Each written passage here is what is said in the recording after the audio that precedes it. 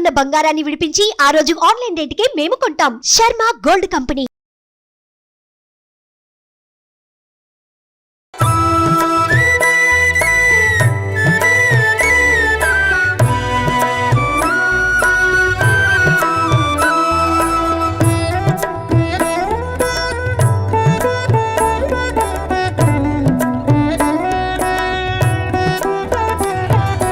సాయి నామం అతి మధురం, సాయి రూపం సుందరం.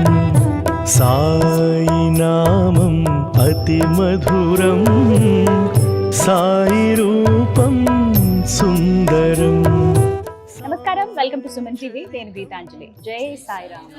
జై సాయిరామ్, జై జై సాయిరామ్, జై సాయిరామ్, జై సాయిరామ్, జై జై సాయిరామ్, జై సాయిరామ్, జై సాయిరామ్, జై జై. సబ్కా మాలిక్ ఏక్ హై అంటూ బోధించిన ఆ సాయి బోధనలు ఎప్పటికీ ఆచరణాత్మకమే. ప్రత్యేకంగా చెప్పుకోవాలండి, సాయి జీవ సమాధి చెందే ముందు ఒక మహిళకి, అంటే లక్ష్మీబాయి అనే మహిళకి 9 నాణాలు ఆయన ఇవ్వటం జరిగింది. అవి నవవిధ భక్తి మార్గాలకు సూచికగా అందించారు. అయితే ఆ కాలంలో కదా ఆవిడ అప్పుడు ఉండేవారు, మనకెలా తెలుస్తాయి, అసలు మనం చూడగలమా అని అనుకునే వాళ్ళకి ఒక మహద్భాగ్యం. లక్ష్మీబాయి గారి ముని మనవడైన అరుణ్ గైక్వాడ్ గారు ఆ నాణాలను అలా కాపాడుకుంటూ వస్తున్నారు, వారి వంశం అంతా కూడా. అలా ప్రస్తుతం వారు ఇప్పుడు హైదరాబాద్ తీసుకొచ్చారండి. స్వయంగా షిరిడి సాయిబాబా వారు అందించినటువంటి ఆ నాణాలు మనం ఇప్పుడు చూడబోతున్నాం. విజువల్స్ లో మీరు గమనిస్తున్నారు కదా, అవే నాణాలు సరిగ్గా సాయిబాబా వారు లక్ష్మీబాయికి అందించినటువంటివి.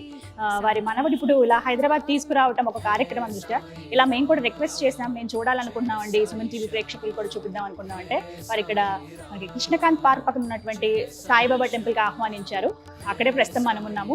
చూడండి, మన కళ్ళతో స్వయంగా ఆయన స్పృశించినటువంటి, ఆయన చేతులతో ఇచ్చినటువంటి ఆ కాయిన్స్ ని, ఆ నాణ్యాలను చూడడం మన అదృష్టంగానే భావిస్తున్నాం. లక్ష్మీబాయి గారి ముని మనవడైన అరుణ్ గైక్వాడ్ గారితో ఇప్పుడు ప్రస్తుతం మనం ఉన్నామండి. వారితో మాట్లాడదాము. వారి ఉద్దేశం ఏమిటి అంటే, 9 కాయిన్స్ ట్రస్ట్ అని స్టార్ట్ చేశారు. కేవలం షిరిడి వెళ్తే మాత్రమే మనం చూడగలం, కానీ ఇప్పుడు హైదరాబాద్ లో మనకు ఆ భాగ్యం, అవకాశం దక్కింది. ఒకసారి వారి మాటల్లో విందాం, ఆ కాయిన్స్ విశిష్టత ఏమిటి, ఆ నాణాల గురించి ఏం చెప్తారనేది.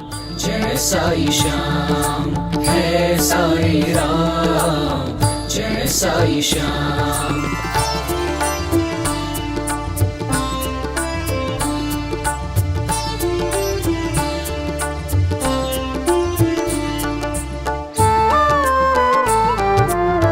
ओम साई राम। मैं अरुण शिंदे गायकवाड़ शिरडी से हूँ और लक्ष्मीबाई शिंदे जी का पर पोता हूँ। लक्ष्मीबाई जी की पोती शैलजा शिंदे गायकवाड़, उनका मैं बेटा हूँ। आज यहाँ पे 9 कॉइन्स रखे हुए जो बाबा को लक्ष्मीबाई जी ने 1875 टू 15 अक्टूबर 1918 तक सेवा किया, भोजन सेवा किया। और द्वारका माई में सब पूरा जो साफ सफाई रखना, वो सब उन्होंने एक मिनिमम 40-45 साल तक सेवा किया। तो बाबा ने उनको समाधि लेने के टाइम ये चांदी के 9 सिक्के दिए। ये उस दिन दशहरा, विजयदशमी, मुहर्रम, बुद्ध जयंती, ऐसा सब एक ही दिन में था। तो उस दिन ये नवविधा भक्ति के 9 रूप बोल के ये भक्तों के लिए, दर्शन के लिए चांदी के 9 सिक्के दिए। तो ये इसका अभी पूरी दुनिया में प्रचार प्रसार चल रहा है। बाबा ने ये सिक्के देके दुनिया को एक नवविधा भक्ति के 9 मार्ग क्या है वो बताने के लिए सिक्के दिए। ये मैसेज है। और हमारा मोटो ये है कि ये सिक्कों का जगह जगह पे जाके उसका प्रचार प्रसार हो। और भक्ति के 9 मार्ग जो है, भक्त आप कौन से भी धर्म के हो, हिंदू है, मुस्लिम है, क्रिश्चियन है, लेकिन भक्ति के 9 मार्ग जो गुरु नानक जी है, बालाजी जी है, लेकिन भक्ति के 9 मार्ग एक समान होते हैं। और भक्त के 9 गुण क्या होने चाहिए, जो बाबा वो ज़माने में वो भक्तों को बताते थे, सिखाते थे। तो उसी का प्रचार प्रसार में हम लगे हुए हैं और ये जर्नी चलती रहेगी। ये जर्नी ज़्यादा से ज़्यादा मुझे लगता है कि 2-2.5 साल तक चलेगी। इसके बाद इसका एक नवविधा भक्ति मंदिर शिरडी के बाजू में बनकर ये स्थापित हो जाएंगे। आज ये सौभाग्य से यहाँ पे ये मंदिर में है और मैं धन्यवाद देता हूँ सुमन चैनल को, सुमन टीवी को और गीतांजलि को। उन्होंने ये आप लोगों को सबको इसका दर्शन हो जाए, इसलिए उन्होंने आज पूजा रखा है मंदिर में और ये सब कवर कर रहे हैं।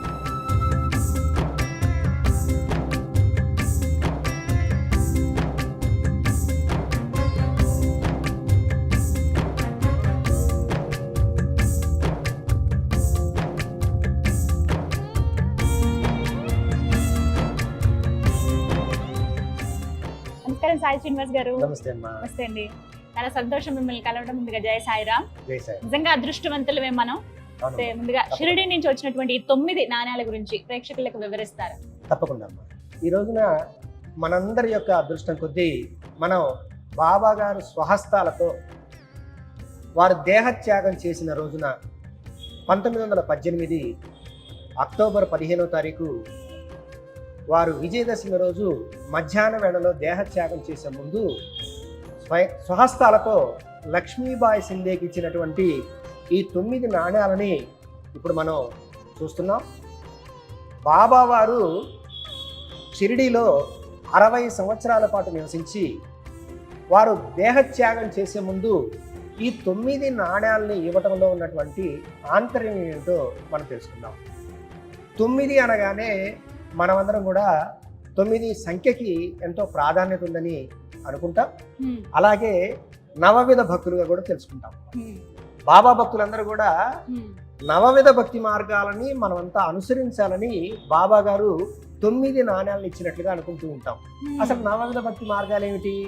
మొదటిది శ్రవణము, తర్వాత కీర్తనము, తర్వాత స్మరణము, తర్వాత పాదసేవనము, తర్వాత అర్చనము, తర్వాత సఖ్యత, తర్వాత దాస్యము, తర్వాత ఆత్మ నివేదనము. ఇలా 9 మార్గాలు ఉన్నాయి. అయితే బాబా గారు దేహత్యాగం చేసేటప్పుడు నవవిధ భక్తి మార్గాలను అనుసరించమని సంకేతంగా ఇవి ఇచ్చారు. వీటిలో ఉన్నటువంటి అంతరార్థం ఏమిటి? బాబా గారు ఒక సద్గురు స్వరూపం. ఆయన సాక్షాత్తు సచ్చిదానంద స్వరూపుడు. ఆయన అందరం కూడా సచ్చిదానంద సద్గురు సాయినాథ్ మహారాజ్ కి జై అంటాం మనం. ఇలా ఆయన మన గురు స్వరూపంగా చూపిస్తున్నారు అంటే ఆయన గురువుగా ఏదో ఆ 9 సంఖ్య ద్వారా మనకేదో సంకేతం ఇస్తున్నారు. మనల్ని నవవిధ భక్తి మార్గాలలో అనుసరించమని చెప్తున్నారు. అంటే ఎలా అంటే ఒక గురువుని కానీ ఒక దైవాన్ని కానీ ఆరాధించాలంటే ఫస్ట్ గురువుని గురించి తెలుసుకోవాలి. శ్రవణము అంటే ఏంటి? తెలుసుకోవటం. తర్వాత కీర్తనము అంటే ఏంటి? తెలుసుకున్న తర్వాత మనం వ్యక్తం చేయటం. తర్వాత వ్యక్తం చేయడం ఏం చేయాలి? వ్యక్తం చేస్తున్నాం, తెలిసింది, మనం భజన చేస్తున్నాం. తర్వాత నిరంతరం కూడా స్మరించాలి. అంటే శ్రవణం చేసి మనం తెలుసుకున్నాం, కీర్తించాము, తర్వాత స్మరణం చేస్తున్నాం. నిరంతరం స్మరణం చేస్తే పాద సేవనం చేసేటువంటి భాగ్యం వస్తుంది. ఆ పాద సేవనం చేసే భాగ్యం వస్తే అప్పుడు అర్చించగలుగుతాము. అలా అర్చిస్తున్నప్పుడు ఏమవుతుంది? మనం ఆయనకి దాసులం అవుతాము. దాసులం అయితే ఏమవుతుంది? భగవంతుడు మనకి సఖ్యత అవుతాడు, ఫ్రెండ్ అయిపోతాడు. అప్పుడు మనం ఆత్మ నివేదనం అంటే ఆయన పరమాత్మ అయితే మనం జీవాత్మ. ఈ జీవాత్మ వెళ్ళి పరమాత్మలో కలవటమే ఆత్మ నివేదనము. ఇలా మనం నవవిధ భక్తి మార్గాల గురించి చెప్పుకుంటూ ఉంటాం. అయితే బాబా గారు సద్గురువు కదా, ఇంకా ఏదో చెప్పాలనుకుని ఆయన 9 ఇచ్చారు. సద్గురులు ఏం చెప్తారు అంటే ఇంద్రియ నిగ్రహ శక్తి కావాలి అంటారు. అంటే పంచేంద్రియాలు, మనలో ఉన్నటువంటి పంచేంద్రియాలు ఏవైతే ఉన్నాయో ఆ ఇంద్రియాలని ముందు ఆయనకి సమర్పించాలి. తర్వాత మనసు, బుద్ధి, చిత్తము, అహంకారము అంటే అంతఃకరణ శుద్ధి కావాలి. అంటే ఈ 9 మార్గాల్లో మనకు మనము ఆత్మ సమర్పణ చేసుకోవాలి. ఎప్పుడైతే గురువును మనం పరిపూర్ణమైన విశ్వాసంతో వారి పాదాలను ఆశ్రయించి మనం పరిపూర్ణంగా సమర్పించుకుంటామో వారి యొక్క అనుగ్రహం ఎప్పుడు కూడా ప్రవహిస్తూనే ఉంటుంది. వారి అనుగ్రహం రక్షణగా మనల్ని రక్షిస్తూనే ఉంటుంది. మీతో నేను ఉండనని మీరు బాధపడద్దు, ఈ శరీరాన్ని త్యాగం చేస్తున్నానని మీరు బాధపడద్దు. మీరు ఈ యొక్క 9 నాణ్యాల రూపంలో నేనున్నారు ఇక్కడ. ఈ మార్గాన్ని మీరు అవలంబించినట్లయితే ఈ దేహం వెళ్ళిపోతుంది. పరిచయం కోసం మాత్రమే ఈ దేహంతో వచ్చాను, ఇక దేహంతో పని లేదు. నేను పరిచయం అయ్యాను మీకు. నేను చెప్పినటువంటి ఈ మార్గంలో జీవించినట్లయితే నిరంతరము మీకు ఆ దైవానుగ్రహం కలుగుతుంది. సద్గురులు బోధించినటువంటి జీవన మార్గమే మీకు జన్మరాహిత్యాన్ని ప్రసాదిస్తుంది. మరలా జీవితం అనేది లేకుండా ఇప్పుడు నేను శరీరాన్ని వదిలిపెడుతున్నాను కదా, ఈ సమయంలో నేను చేస్తున్నాను మానవ జన్మ రాహిత్యం కోసం మీరు ఈ మార్గాలను అవలంబించండి, అంటే గురు మార్గంలో జీవించండి అని బాబా గారు మనకి సందేశాలు ఇచ్చారు, స్వయంగా ఇచ్చారు. ఎంత అదృష్టవంతురాలండి లక్ష్మీబాయి షిండే గారు. ఆవిడ చాలా అదృష్టవంతురాలు. బాబా గారి దగ్గర 1875వ సంవత్సరం నుంచి 1918 దాకా రాత్రి వేళలో ఎవరికి ద్వారకామాయిలోకి ప్రవేశం లేదు. ఈవిడ మాత్రమే వెళ్ళి బాబా గారికి ఆహారం సమర్పించి బాబా గారు ఆహారం తీసుకున్న తర్వాత వారు ఆహారం తీసుకున్నారు. బా. మ్మ్. వారు ఆహారం తీసుకునేవారు. అంతగా సేవ అంతగా చేశారు. సేవ చేశారు ఆవిడ. మ్మ్. ఆవిడ ఆ విధంగా సేవ చేసి బాబా గారు చెప్పాలనుకున్నటువంటి సందేశాన్ని ఆవిడ రూపంలో ఇచ్చారు. మ్మ్. ఆవిడ పేరు లక్ష్మీబాయి సింధే. మ్మ్. ఆ లక్ష్మీబాయి సింధే మనవరాలు శైలజా సింధే. మ్మ్. శైలజా సింధే పుత్రుడు అరుణ్ గైక్వాడ్. అరుణ్ గైక్వాడ్ గారు. ఇవాళ మనకు వచ్చిన ఆయన 4వ తరం. ఆ.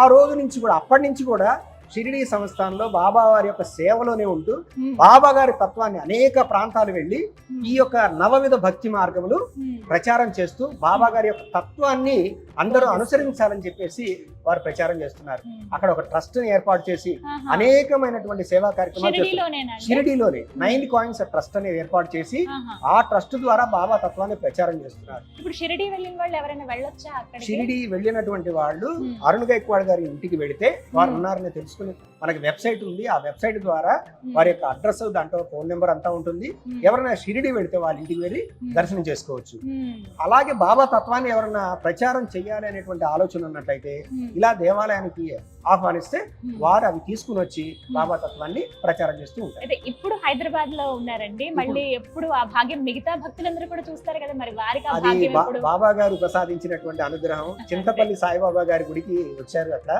ఆహా. చింతపల్లి సాయిబాబా గుడి అంటే చింతలు ఇచ్చే సాయిబాబా. ఆ. ఆ సాయినాథుడు మ్మ్. అక్కడికి పిలిపించుకున్నాడు. మ్మ్. ఈ రోజున ఇక్కడ కృష్ణకాంత్ అనుకోకుండా. పార్క్ పక్కన మ్మ్. మల్లారెడ్డి గారి ఆధ్వర్యంలో నడుస్తున్నటువంటి ఈ దేవాలయంలో ఆ. ఈ సాయినాథుడి సన్నిధిలో మనం బాబా గారి చెంత బాబా గారు స్వయంగా స్పర్శించినటువంటి నాణ్యాలు. ఒక గురువు ఒక వస్తువును స్పర్శిస్తే మ్మ్. వారు స్పృశించడం వల్ల వారి యొక్క తపశక్తి దానిలో ఉంటుంది. మ్మ్. అంటే వారి చేతి మీదుగా మీరు విభూతి తీసుకోండి, కుంకుమ తీసుకోండి, ఏ వస్తువైనా తీసుకోండి, ఒక గురువు మ్మ్. ఆ వస్తువుని మనం తాకినప్పుడు అది ప్రసాదం అవుతుంది. మ్మ్. అంటే సాక్షాత్తు అది భాగ్యం. బాబా గారి యొక్క స్వహస్తాలతో తాకినటువంటి ఆ 9 నాణ్యాలు ఆ. ఇవాళ భక్తులందరూ కూడా తాకి మ్మ్. ఎంతో ఆనందంతో బాబా గారి యొక్క అనుగ్రహాన్ని పొందినట్టుగా భావిస్తున్నారు. అయితే ఇప్పుడు ఉంటారండి హైదరాబాద్ లో? మళ్ళీ ఎప్పుడు అవకాశం అంటే ఎన్ని రోజుల పాటు ఉంటారు? ప్రస్తుతానికి వాళ్ళతో కార్యక్రమం అయిపోయింది. మ్మ్. అయిపోయింది తర్వాత మళ్ళీ ఏదైనా కార్యక్రమం ఉన్నప్పుడు వచ్చినప్పుడు వారిని ఇలా సంప్రదించవచ్చు. చాలా సంతోషం శ్రీనివాస్ గారు. అరుణ్ జీ బ్లెస్డ్ అని చెప్పాలి. Thank you so much. Yes yes thank you ji. Thank you so much. Thank you. Thank you అండి. Thank you. సో విన్నారు కదా, ప్రస్తుతం హైదరాబాద్ లో ఉన్నటువంటి కొంతమంది సాయి భక్తులకి అదృష్టం దక్కిందనే చెప్పుకోవాలండి. మీరు డైరెక్ట్ గా ఒకవేళ అవకాశం ఉంది అని అంటే కనుక షిరిడి వెళ్ళే చూడాల్సింది. ఒకవేళ షిరిడి వెళ్తున్నప్పుడు మీరు అరుణ్ గైక్వాడ్ గారిని సంప్రదించవచ్చు. 9 కాయిన్స్ ట్రస్ట్ అని ఉంటుంది. అక్కడికి వెళ్ళి మీరు డైరెక్ట్ గా బాబా గారు స్వయంగా లక్ష్మీబాయి గారికి ఇచ్చినటువంటి కాయిన్స్ ని చూడొచ్చు. హైదరాబాద్ లో మాత్రం ఇప్పుడు ప్రస్తుతం మాకైతే అదృష్టం దక్కింది. ఒకవేళ మీరు ఏమైనా సత్సంగాలు కానీ ఏమైనా కార్యక్రమాలు ఏర్పాటు చేయాలని అనుకుంటే గనక, ప్రత్యేకించి సాయినాథుడి చరిత్ర గురించి కావచ్చు, సాయి బోధనల గురించి ఇంకా మరింత మందికి తెలియపరిచే విధంగా కొన్ని కార్యక్రమాలు ఏర్పాటు చేస్తే అప్పుడు మీరు అరుణ్ గారిని సంప్రదించవచ్చు. అలాగే సాయి శ్రీనివాస్ గారిని సంప్రదిస్తే మీకు మళ్ళీ ఆ కాయిన్స్ తీసుకువచ్చి అక్కడ ప్రదర్శించి ఆ సాయి కృపను అనుగ్రహించే అవకాశం ఉంటుంది. కాబట్టి మీరు కూడా సంప్రదించండి. 9 కాయిన్స్ ట్రస్ట్. అలాగే డీటెయిల్స్ అన్ని కూడా మీరు ఒకసారి వెబ్సైట్ లో వెళ్ళగానే మీకు అన్ని దొరుకుతాయి. అయినా ఇవాళ మాత్రం మేము ఖచ్చితంగా అదృష్టవంతులమనే చెప్తాము. స్వయంగా ఆ సాయినాథుడు స్పృశించినటువంటి ఆ కాయిన్స్ దగ్గరుండి చూడగలుగుతున్నాం మేము. అది మా అదృష్టంగా భావిస్తూ జై సాయిరామ్. జై సాయి.